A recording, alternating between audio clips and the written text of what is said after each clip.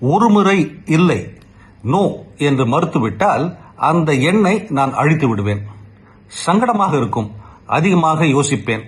அவர்கள் என் வாடிக்கையாளர்கள் இல்லை என்று என்னை நானே சமாதானப்படுத்திக் கொள்வேன். என்னுடைய பங்குதாரர் இந்த எண்ணத்தை விட்டு நீ வெளியே வர வேண்டும், அன்லேர்ன் தட், அவர்களை ஃபாலோ பண்ணு என்று கூறினார். ஆகவே நான் அப்படி செய்தேன், ஃபாலோ பண்ணினேன். ஒரு முறை அல்ல, இருமுறை செய்தேன்.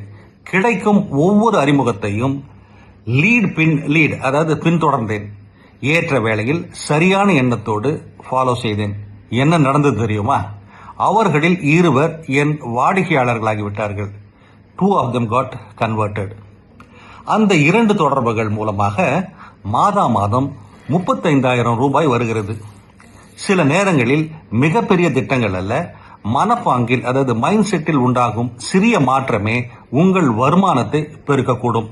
உங்கள் தனிப்பட்ட பிராண்டை, பர்சனல் பிராண்டை கட்டமைத்துக் கொண்டிருப்பீர்கள் என்றால் கண்ணில் பட்டு கொண்டிருப்பதே வலிமை, சோர்வின்றி தொடர்வதே வருமானம் என்பதை மறந்து போகாதிருங்கள்.